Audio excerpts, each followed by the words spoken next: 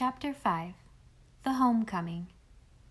Dr. David Blythe had sent his horse and buggy to meet them, and the urchin who had brought it slipped away with a sympathetic grin, leaving them to the delight of driving alone to their new home through the radiant evening. Anne never forgot the loveliness of the view that broke upon them when they had driven over the hill behind the village. Her new home could not yet be seen, but before her lay Four Winds Harbor, like a great shining mirror of rose and silver. Far down, she saw its entrance between the bar of sand dunes on one side and a steep, high, grim, red sandstone cliff on the other. Beyond the bar, the sea, calm and austere, dreamed in the afterlight. The little fishing village, nestled in the cove where the sand dunes met the harbor shore, looked like a great opal in the haze. The sky over them was like a jeweled cup from which the dusk was pouring. The air was crisp with the compelling tang of the sea, and the whole landscape was infused with the subtleties of a sea evening. A few dim sails drifted along the darkening, fir-clad harbor shores. A bell was ringing from the tower of a little white church on the far side, mellowly and dreamily sweet. The chime floated across the water, blent with the moan of the sea.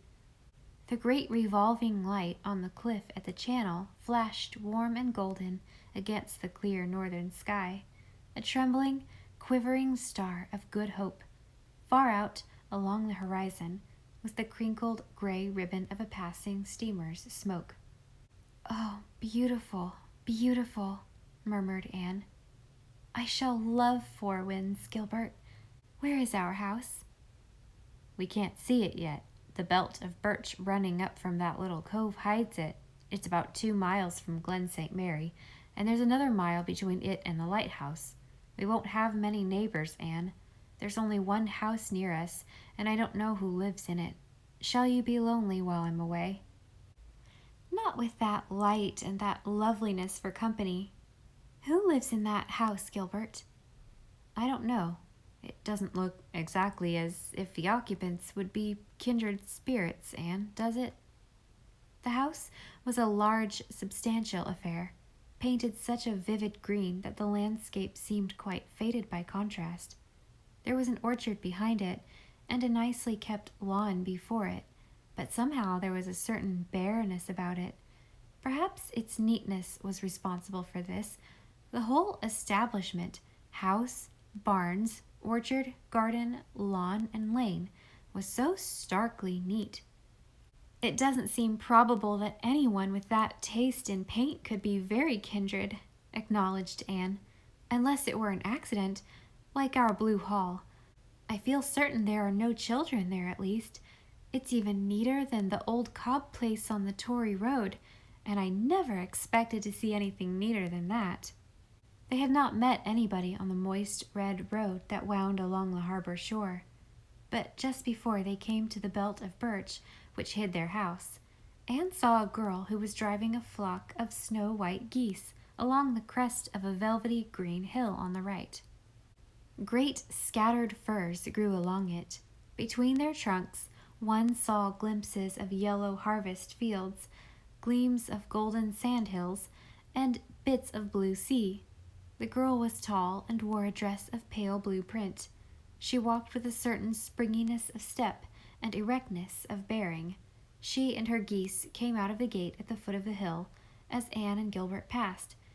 She stood with her hand on the fastening of the gate and looked steadily at them, with an expression that hardly attained to interest, but did not descend to curiosity.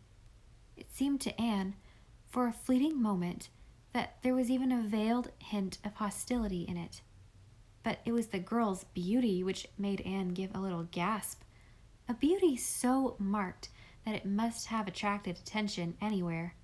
She was hatless, but heavy braids of burnished hair, the hue of ripe wheat, were twisted about her head like a coronet. Her eyes were blue and star-like. Her figure, in its plain print gown, was magnificent, and her lips were as crimson as the bunch of blood-red poppies she wore at her belt. Gilbert, who is the girl we have just passed? Asked Anne in a low voice. I didn't notice any girl, said Gilbert, who had eyes only for his bride. She was standing by that gate. No, don't look back. She is still watching us. I never saw such a beautiful face. I don't remember seeing any very handsome girls while I was here. There are some pretty girls up at the Glen, but I hardly think they could be called beautiful. This girl is. You can't have seen her or you would remember her. Nobody could forget her. I never saw such a face except in pictures. And her hair. It made me think of Browning's Cord of Gold and Gorgeous Snake. Probably she's some visitor in Four Winds. Likely someone from that big summer hotel over the harbor. She wore a white apron, and she was driving geese. She might do that for amusement. Look, Anne, there's our house. Anne looked and forgot for a time the girl with the splendid, resentful eyes. The first glimpse of her new home was a delight to eye and spirit. It looked so like a big, creamy seashell stranded on the harbor shore. The rows of tall Lombardy poplars down its lane stood out in stately purple silhouette against the sky. Behind it, sheltering its garden from the too keen breath of sea winds, was a cloudy fir wood in which the winds might make all kinds of weird and haunting music. Like all woods, it seemed to be holding and enfolding secrets in its recesses, secrets whose charm is only to be won by entering in and patiently seeking. Outwardly, dark green arms keep them inviolate from curious or indifferent eyes.